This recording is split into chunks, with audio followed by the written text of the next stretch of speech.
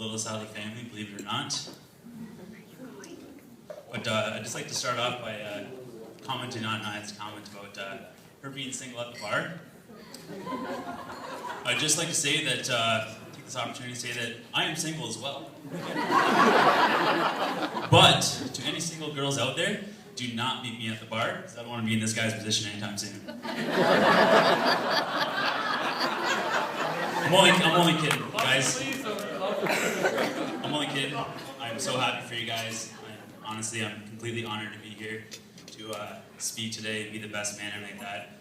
I would just like to start off by thanking everyone for coming out today, making this beautiful marriage happen today.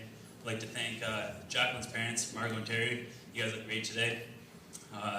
Congrats on making such a fine daughter over there like Jacqueline. So, I'd also like to say thank you to Justin's parents and my parents as well.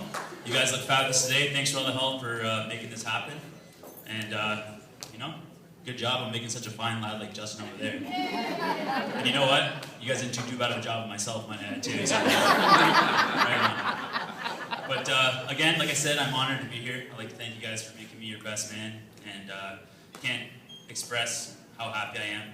Justin, you've always been a role model to me. I'm very happy to be here and speak for you guys. But I'd like to share some stories here, guys. I'd like to start off by, saying growing up with Justin has always been an interesting experience. He's taught me a lot of things growing up. He's showed me some ways. Some of the things my brother's taught me to do, Justin always kind of showed me how to dress. And he can vouch for this. When I was a little kid, I was wearing like Jurassic Park t-shirts and, green shorts with sandals with socks. It was terrible. It was real bad.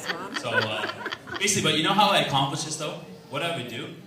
When Justin wasn't home, he'd be out with his buddies. I used to sneak down to the basement in his room, and I used to rifle through his drawers. I used to go through his closet, and I'd throw his clothes on. I'd sneak out with my buddies, and I'd go out and party with them, play with them. And you'd go, "Yo, guys, check out my new Volcom shirt." And I'd actually do that dance too. When I went with my buddies, it's my little Volcom dance. So, but what I would do is I'd make sure my brother wasn't home by the time I came home. And what I would do is I would sneak down the stairs. I would take the clothes off. I'd strategically place them back in his drawer, so you wouldn't see. But my problem was I can't fold the seam in my life, so it never worked out too well for me. You can ask my mother; she can vouch for me. I can't even fold an envelope, so it didn't work out too well for me on that one. So me and Justin had this problem only until about a couple of years ago when he decided to move out. So great, it's time to buy some new clothes.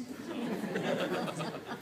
But some other things my brother's taught me to do is Justin, growing up with him, taught me how to ride a dirt bike, taught me how to shoot a hockey stick, got me into snowboarding, taught me how to funnel my first beer. Another thing that Justin really showed me how to do was how to take a good punch in the arm. This probably had to do with a little bit with stealing his clothes, but to put things not so lightly, Justin, you basically taught me how to be a pussy, so thanks a lot, I appreciate that. But anyways, when I first met Jacqueline, I knew my brother had done something right here. I mean, just look at Jacqueline, guys. Jacqueline, you look absolutely beautiful tonight. Jacqueline's not also extremely beautiful. She's smart, she's funny. The way I like to describe it, she's a little squirrely at times, but that's a good thing. She knows about that. A little squirrely, but the most thing that I knew, like when I knew, the amazement was that I couldn't believe all the things Jacqueline would do for my brother. Now, Jacqueline knew how much my brother loved riding dirt bikes. So what did Jacqueline do? Jacqueline went out and bought herself a brand new dirt bike. I mean, come on, that's pretty awesome, right, guys? To get a girl out there riding in dirt trails and spend $1,000 on a dirt bike. So good for you, Jack. But, of course, when it came to her riding gear, Jacqueline managed to pick out the brightest, most obnoxious shade of pink you could ever find. And, but hey, good for you. You're just out there trying to spend time with them, have a good time, and that's pretty awesome. But when it came to ripping around the Daboll roads, you kind of looked like a pink highlighter just zipping down the road. Good for you, though. Another thing is, there you go, guys. There's our pink gear.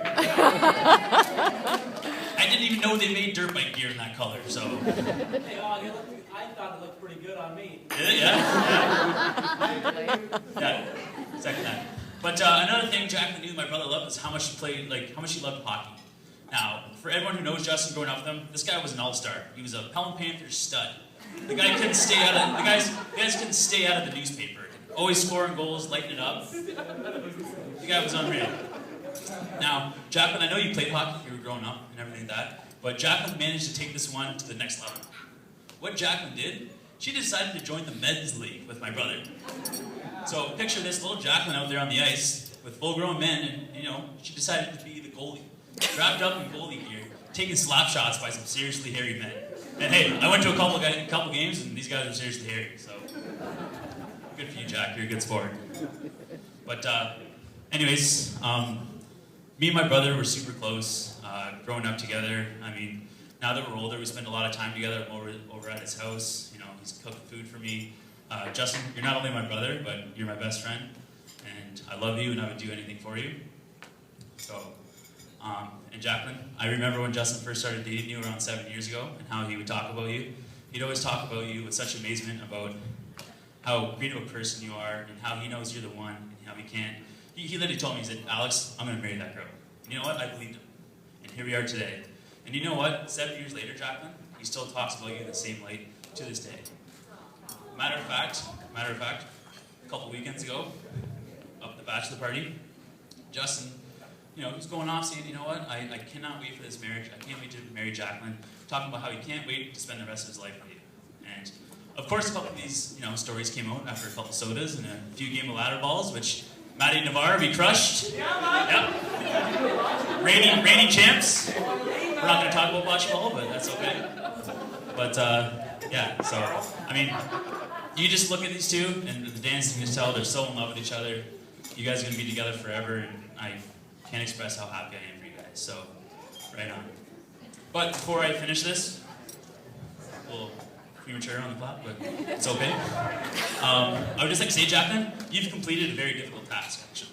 Whether you know it or not, Jacqueline has actually managed to pass the Grandma Daboll Sunday dinner screening, along with her sidekicks, Aunt Jody, our cousin Jennifer, and our cousin Jacqueline. So that's a pretty difficult task. Not many people have made it past there. So good for you, Jacqueline. Good for you. So I'd also like to take this moment to say, Jacqueline, welcome to the Daboll family.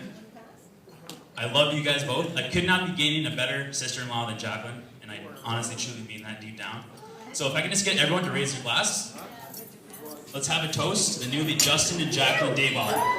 Cheers, guys. Let's get drunk.